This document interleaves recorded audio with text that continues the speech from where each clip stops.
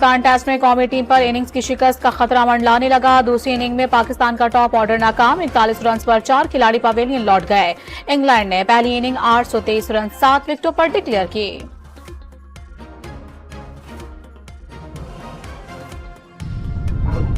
वजीर आजम का 5 IPPs के साथ मुआहिदे खत्म करने का ऐलान। सारिफिन को सालाना 60 अरब रुपए का फायदा और कौमी खजाने को 411 अरब रुपए की बचत होगी। काबीना से खिताब।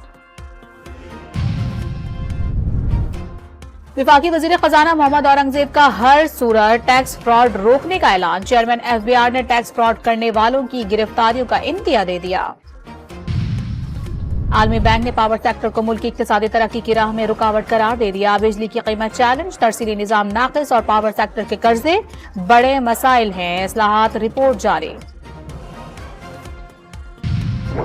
पाकिस्तान और सऊदी अरब के दरमियान आज 27 मफाहमत की याददाश्तों पर दस्तखत होंगे। सऊदी वजीर सरमायाकारी खालिद बिन अब्दुल अजीज अल फालेह का सरमायाकारी बढ़ाने की यकीन दहानी।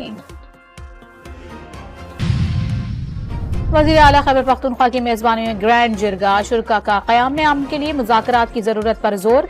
विफाकी वजीर दाखिला और गवर्नर KP समेत मुख्तलिफ जमातों के नुमाइंदे भी शरीक।